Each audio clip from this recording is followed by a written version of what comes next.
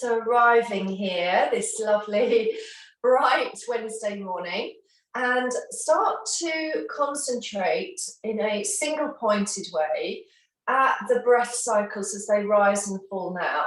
So let a breath just come into the body, let it rise from the root, from the pelvic floor, and draw up through the abdomen into the chest cavity.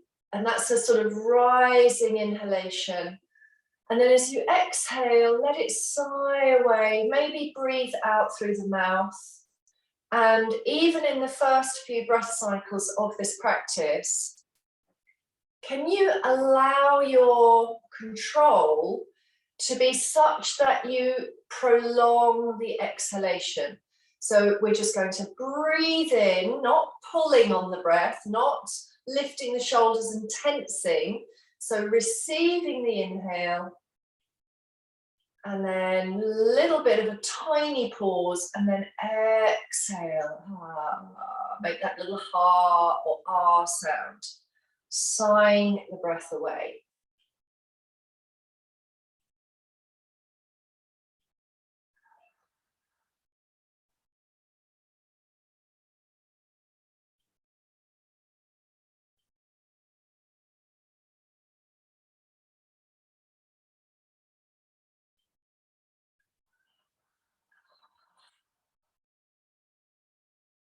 Really let the mouth drop open, let your jaw upper and lower, let it relax. So you're just softening the root of the tongue, eyes gazing soft or closed.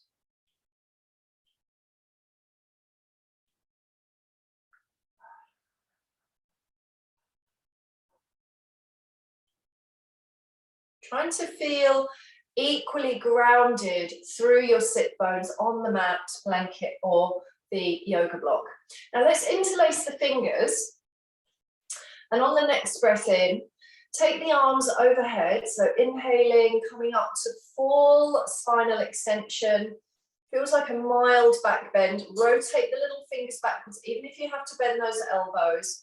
Top of that inhale, really lift the ribs away. And then on the exhale, heels of the hands pressing out as you exhale. And again, trying to let that exhale just be a tiny bit longer, or you may have found you're quite capable of counting on the inhale, perhaps 1, 2, 3, and 4, and then exhaling for 4, 6, or 8.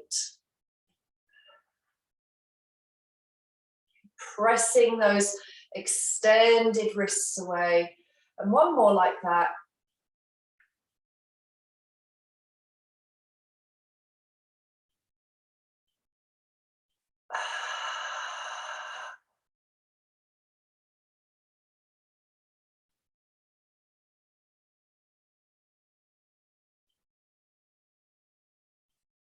And on completion of that third round, just rolling out the shoulders. Take another breath in, let the breath expand and lengthen your spine. And on the exhale, rotate left, right palm across the thigh, left hand behind you, looking over that left shoulder, and then allowing another breath cycle as you find the pose within the pose. And we know that as breath increases, your awareness of your breathing increases within the postures, the posture quality increases as well. So lengthening the inhalation as you are centered. Exhaling, again, can be out through the mouth. Turning right, take the left arm across the right hip or thigh, anchoring into the rotation, spreading the thighs. As you look over that right shoulder or soften the chin and throat, maybe gaze to the earth, then just notice the hips, revolving the ribs a little more or a little less. Inhale, exhale, and you're staying in that twist, and then you are unraveling. We're going to do that just one more time, but cross the legs now the other way. So if you are sitting in Sukhasana or Siddhasana, find the other leg in front, readjust your seat. This time we'll take the arms overhead. So we're going to breathe in, sweep the arms up on the inhale, expand, reach the fingers to the sky. On the exhale, rotate left again. And then stay for a breath cycle.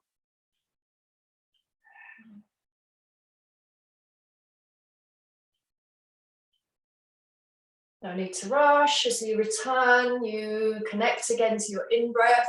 You may wish to look up. And exhale cleanly, neatly, rotating that thorax, turning the shoulders, head, neck, rib cage, keeping the thighs open as best you can. And then a breath cycle in that twist, and then releasing. So your yoga block, of course, can now come into its secondary role as a pillow if you want it behind the head. You do have your belt nearby if you want to use a belt. And we're going to start with a rolling of the pelvis, and it's actually a somatic movement. Yoga goes really well. It pairs very well with somatics, as it also pairs well with Pilates, actually. So grounding through your feet, make sure you're warm enough in this little chill morning to lie down. And think about how you can just lengthen out that spine as you lay down. And you might be, as I say, using more props. But if you've got a pillow, make sure you're not pushing your head into the chest. So ideally, the back of your skull is laying in an even weight to the pressure on your sacrum. And then just begin to roll the pelvis back and forward. In Pilates, we call this imprint.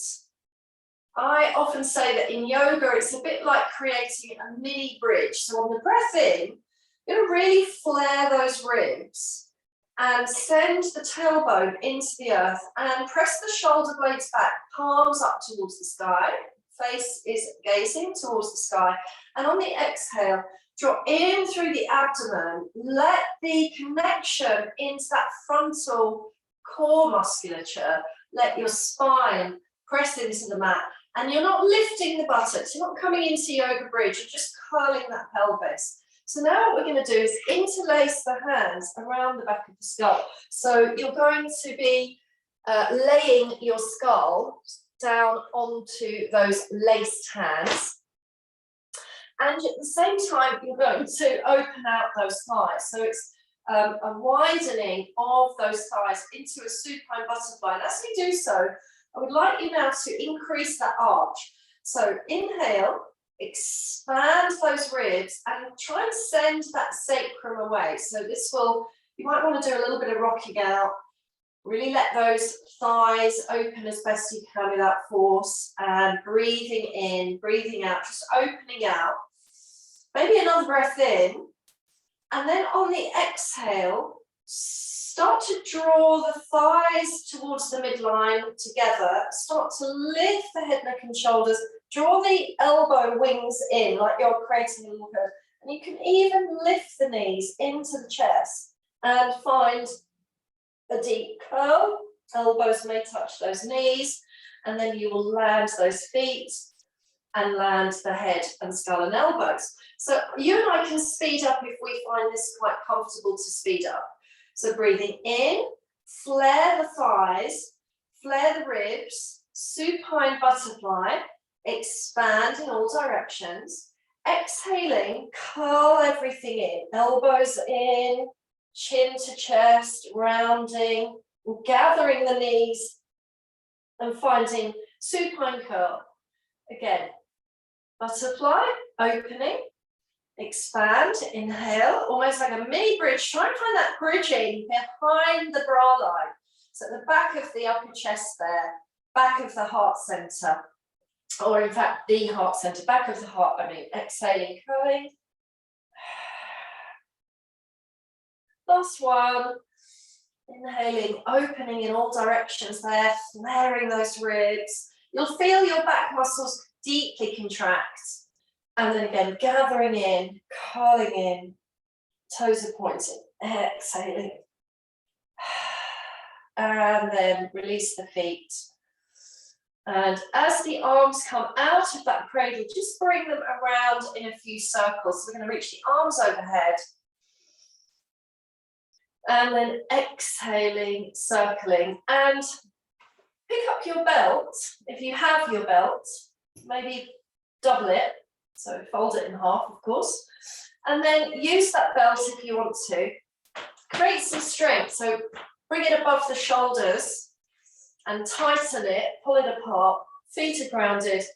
Bring the heels a little bit closer to the butt bones, sit bones, I mean. And then as you curl that pelvis again, lift up into Supta Padangusthasana, the bridge, and take the belt overhead and have that long, extended side body experience. Lift as high as you wish. Breathing in, breathing out, staying here, lengthening the front body open.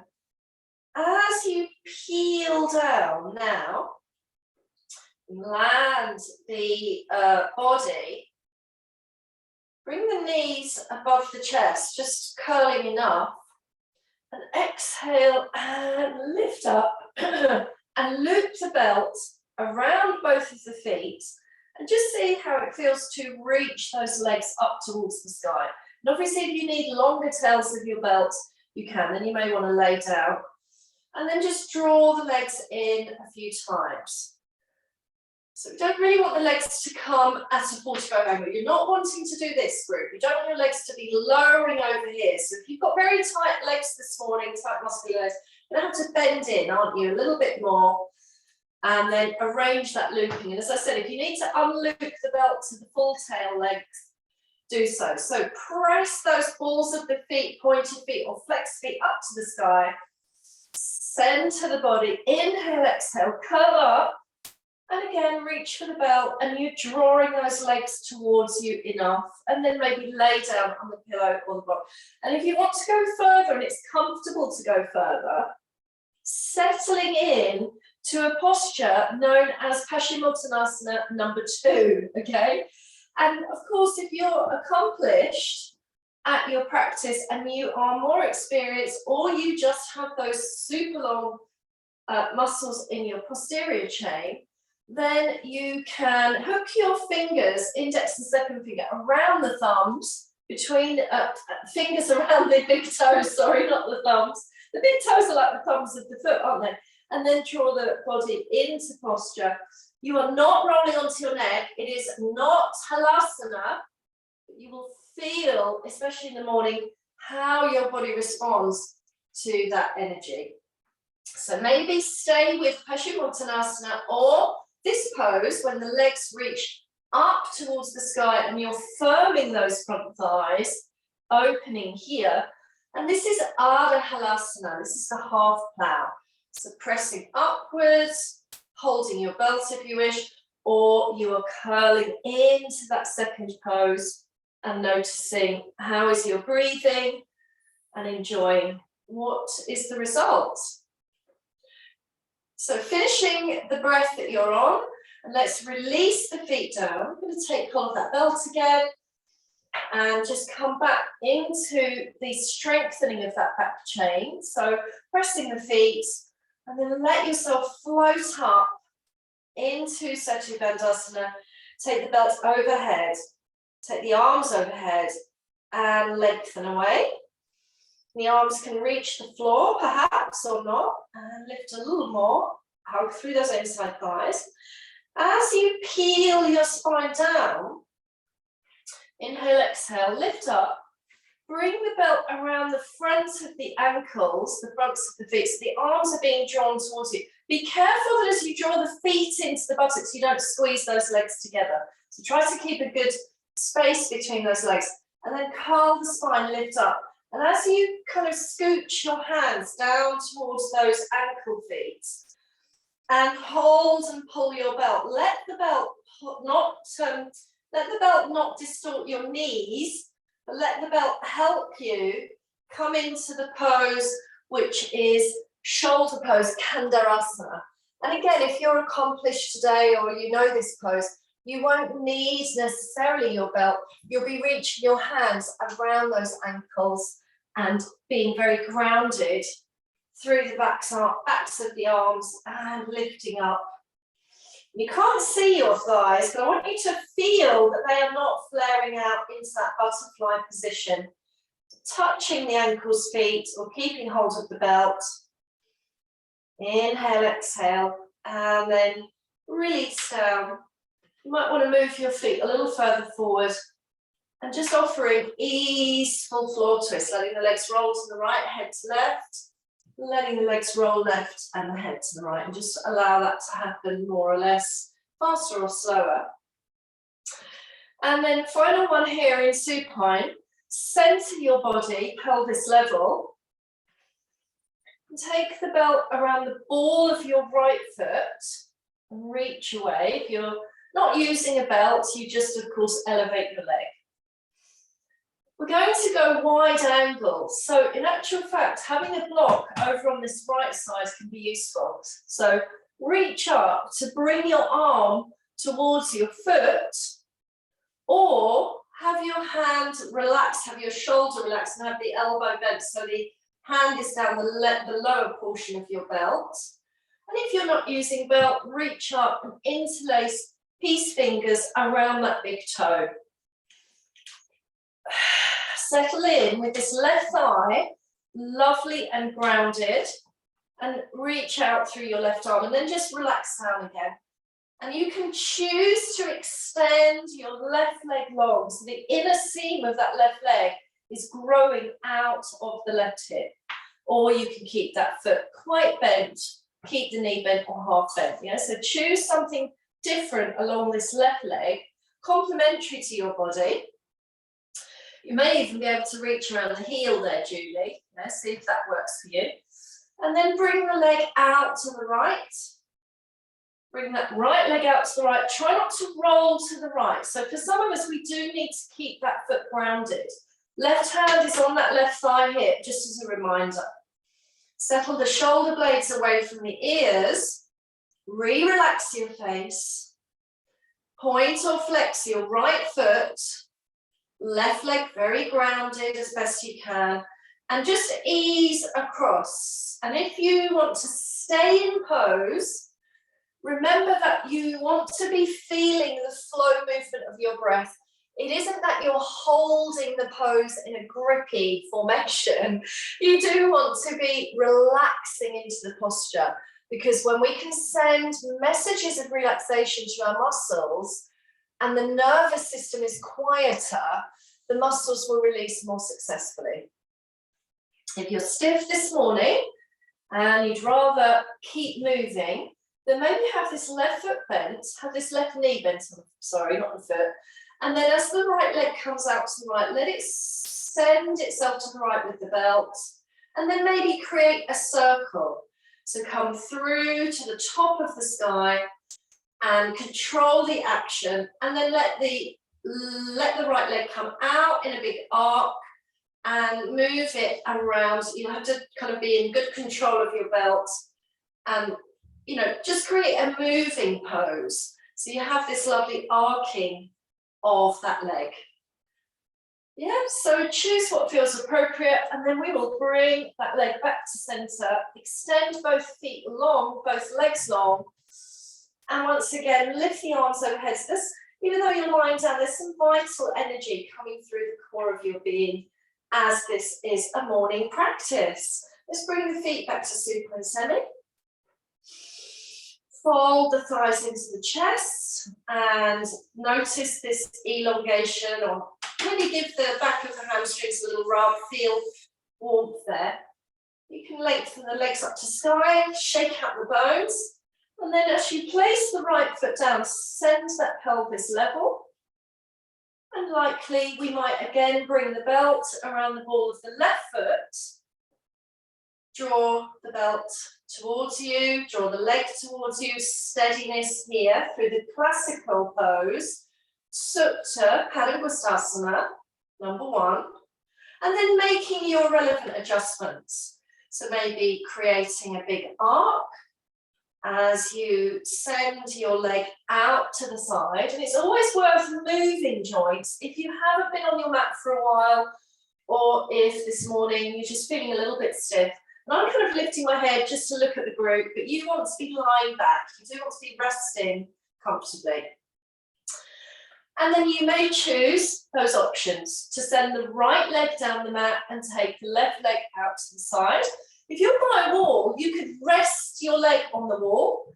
I happen to be quite near the wall here, so I could rest, but I'd have to adjust because it's pulling my body over to the side, and you do want to be truthful. You want the integrity, using the value of Satya. If you don't need the belt, bring your fingers around the big toe and draw that left thigh out to the left. There may be a different angle on this side. Settle into a place where the sensation is strong enough to hold your attention, but not so strong that you feel there is harmful action taking place. And what we, of course, know from the Golgi tendon reflexes in the body is that if you force anything in your practice, especially when you are looking to release muscles, the reflexes will actually protect the joints and they'll pull you back. So little and often is so much better than kind of an attacking of one area, once a month. Yeah, little and often. If you're looking to open up, try something every day. Let yourself feel contented and satisfied with the breathing, and then release and fold the knees in, and quite nice just to rock to sitting, maybe a few times. And of course you can always rock to sitting in Sukhasana by crossing the ankles, taking the hands around the toes, and then as you rock you are kind of back up in a seated pose. Yeah, so maybe try that today. Okay, so I'm just going to put the belt out of the way and bring yourselves now around into all fours. Press the palms into the earth.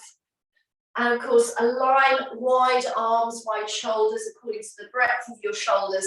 I would always go just a tiny bit wider, so you've got a nice broad space in the chest anyway, but that's your choice. Knees below hips.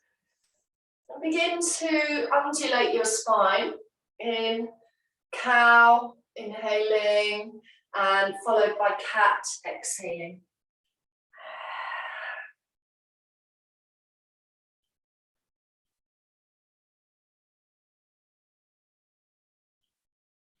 Option here is to only move on your exhalations. So you could find a table back for the breath in. Exhaling through the mouth, take the tailbone up and back bend. Shoulders draw into the low back, the shoulder wingtips of the blades. Breathing in, table back, all fours. And then press the earth away, soften the elbows, exhaling into the cat pose, really rounding off and drawing those navel centers in. And then inhaling again, finding a table back. So we're going to go back into opening that thigh. So lifting into that left thigh, keep the arms really firm and open out that thigh as best you can. And then reach the leg away and just have a hip extended stretch. So you've got that hip lifted and then it's opening out. So the knee is coming out to the side. And there's a twist there as well, and then release. Same with the other side, lift the right thigh out. Maybe have a look at that knee, press the arms strongly, reach that leg away like a big open tail, come back into that bent thigh opening, and then release. And then bring the thighs wider than the mat if you can, toes together, and send the buttocks towards the feet there. And lengthen arms forward, releasing the chest and heart. Open swan pose. Inhale, exhale. Now you can stay there for a while longer. You can come to sit in Vajrasana. So take care of knees and choose remaining in your open swan, coming to sit, or curling the toes bringing the heels together. So finding the base of your toe knuckles tuck in, balls of the feet come together, and as the heels come together, you're rising into Gorakshasana's pose and attempting to balance here. So 3 choices at this moment. Inhale, exhale, widening out, press the palms, and then add Malasana, turning the feet to the outside edges of the mat and bringing the elbow points inside. So the 4th option is the pose of Malasana. And then come back to your open swan. Maybe you were still there, that's absolutely fine, yeah? So widening again or sliding those knees apart and lengthen forward. Inhale, exhale. Try to let the groins descend. Walk back to your forearms and just roll the pelvis up and down. It's always good to check in with pelvic mobility in different yoga asanas. So it's really the heart of alignment for your spine, is really that sense of understanding. Is your pelvis tilt complementary to the yoga pose? So finding Downface Dog now, bringing the knees together gently to hip wide, spreading out through the palms and lifting into a bent knee dog as you take your weight. So in other words, the earth doesn't want to take that weight like you're pressing down and collapsing, does it? So push into the toe knuckles, draw that torso beautifully towards those thighs. Here's your old friend, Downface Dog, and then elongate each leg. So we're back into those happy hamstrings. Really lovely to feel the lengthening. At the moment, my toes are facing forward. Now I'm going to ask you to turn the toes outwards, like a bit sort of like Charlie Chaplin feet. Heels in, toes out. Lift the heels, lengthen the feet, come back down. You can even bend the knees. There is a gap between the ankles, notice that. Feel what happens through the lower legs. And then toes forward. Now toes coming into the midline, heels apart. Doesn't matter if your ankles, heels don't land. Come up high on those heels, lift your tailbone, and then lengthen away. So, you know, the angles of your feet, it's really an enjoyable practice to play with those feet angles and maybe do that once more. So parallel feet, duck feet, feet turned in. And keep bending your knees, taking the chest towards the thighs as well. Really good if you're a runner or a cyclist, or you're just doing, just been doing lots of long walks.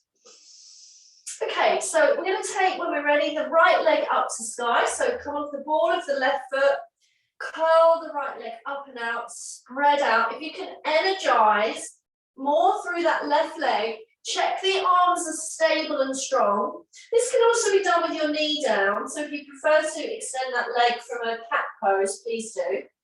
Step your right foot forward and bring your left heel approximately in line. So I've brought my left foot to the same side as my right foot.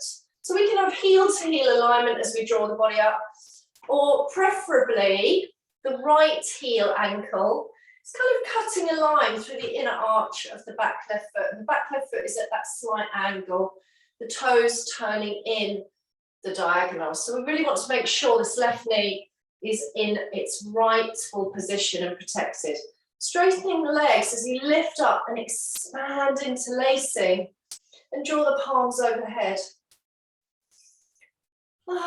Deep breath in, and as you split the arms like we did at the sitting, press out through the heels of the hands and bend into that right knee, and just find your warrior 2 here, and then elbow to thigh and side angle, and deepen the pelvis if you wish. So coming down with fingers to earth, block as you find Utthita Parsavkonasana.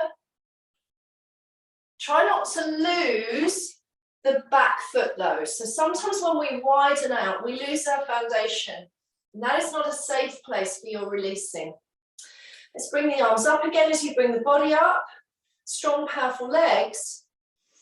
Breathe in, breathe out, lift the ribs away. And then take the left hand down to the left leg. As you bend into the right knee again, just do your best to find a reverse warrior here. So this right arm is, as you deepen, right arm is coming up and over. Breathe in, breathe out, and then center again. Lift the legs, lift the body. Turn the toes forward and settle in. And the legs are pretty wide, so you may have to heel toe in a little. You may want to go wider. Send your chest forward, hands on the hips, halfway, pull up through those thighs. So really make find an intentional energy. Make sure the feet are strong and fingertips on earth or block. Send your shoulders away from the hips. So try not to bring your body inwards. So we're going to rotate. So ideally, you'd have a brick or block here. I'm going to make a fist with my left hand. Take the right hand onto my right hip and just start to rotate and pull the chest forward. And then the arm can come up sometimes. Just feel if that's okay for you today. Looking up to the sky, breathing, lengthening, firming the legs. And coming to the second side. Maybe a little bend of the knees, maybe just settle in a bit more. Quite lovely to sway side to side. Lift the tailbone, left hand on your hip, start to turn the chest, revolve the ribs, and then bring the left arm up. Can you still breathe? Do you want to look down at that right thumb? Lengthening your sternum away from the pelvis, and then release. Walk the fingers to the right foot. Pivot, pivot, pivot, left knee down. And as the left knee comes down, you are now in your low lunge with the hands on the inside of the foot, and you may even feel happy to go to lizard. Inhale, exhale. Let it go, yeah? So lizard or Ashwasanthalasana in the low lunge, and then lift the hips, sweep back. Second side, downface dog. Bending knees, lengthening legs. Bring the feet to the midline. Curl the left hip knee up, out, and extend it. Dog splits, and let the right leg come down and really open up as best you can. Strong energy through the arms. Left foot forward. Right heel comes in, and you are standing.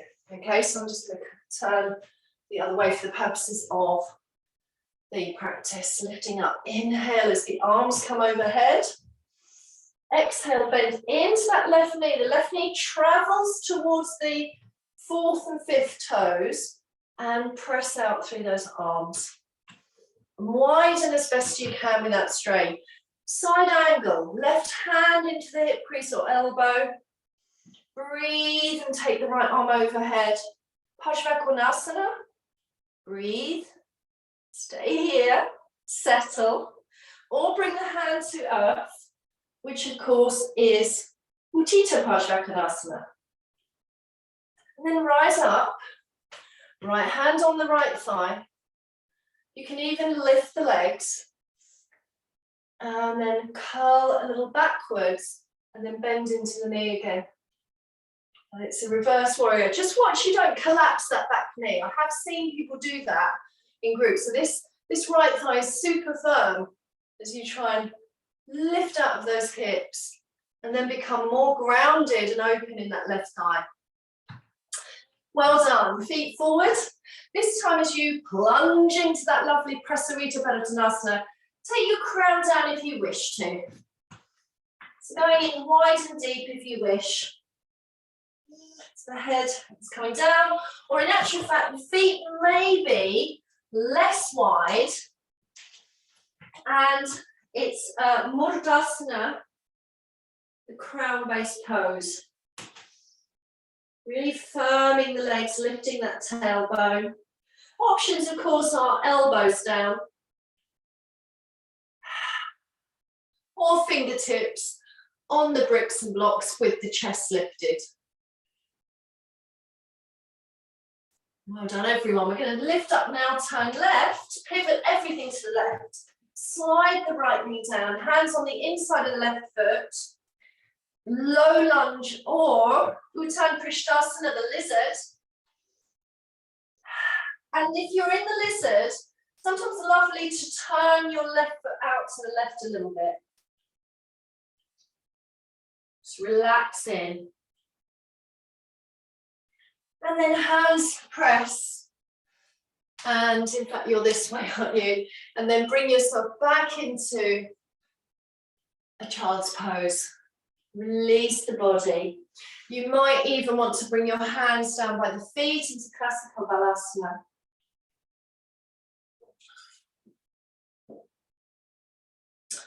So please remain in your child's pose just for one more round of breath.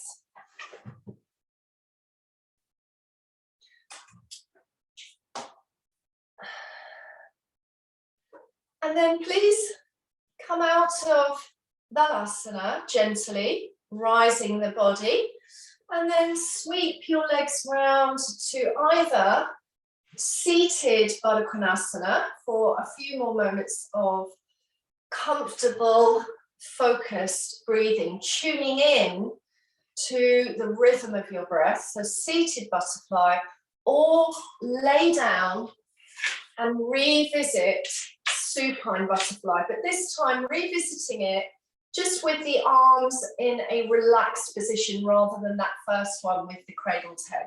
So I'll let you choose. In my opinion, we all need a bit more rest in our lives, a bit more quality rest.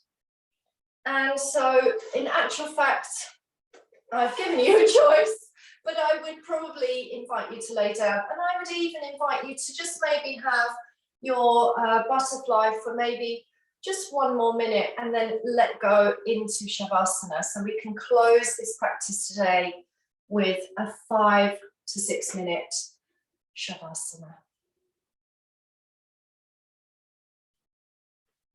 Whether you are lying or sitting,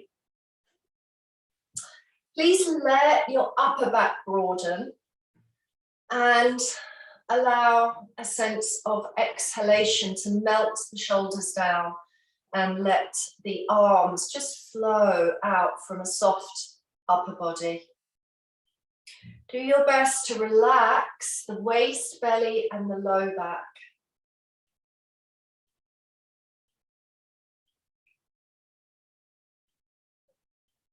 And then imagine letting the front of your brain release as you feel softening happening across your forehead, widening the eyebrows, relaxing the eyelids and temples. And simply tune in to the soothing rhythm of your breath and be nurtured by its gentle constancy.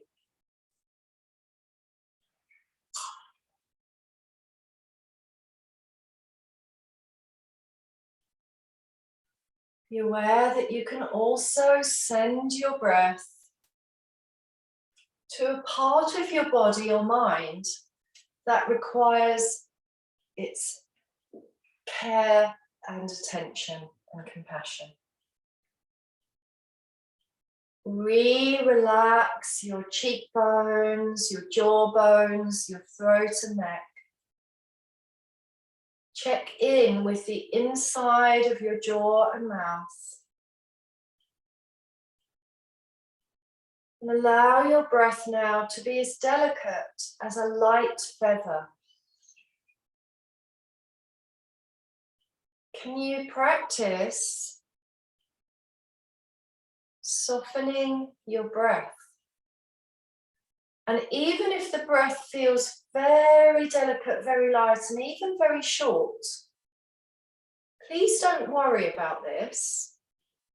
In fact, a good calming breath will be very delicate in the nose. So there won't be that audible sniffing sound. So when that breath is feather light, your nervous system is quietening down and moving towards a calmer state.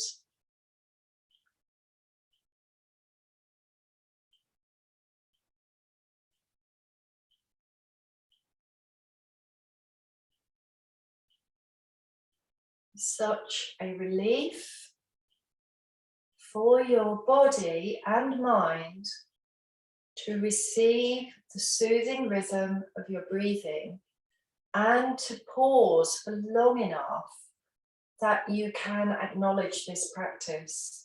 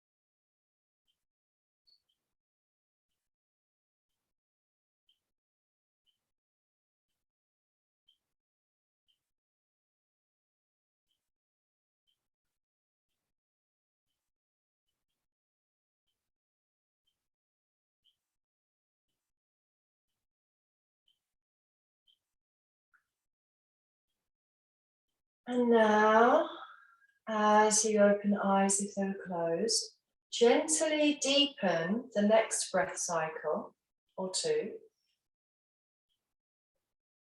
And if you are lying down, hug knees, rock body, floor twist. And gradually bring yourselves mindfully back to sitting in a safe way. As the palms come to the heart center, pausing, and maybe we close with this affirmation simply: may everything go well for you today. And you would say, may everything go well for me today. Gratitude for your presence here. Thank you so much.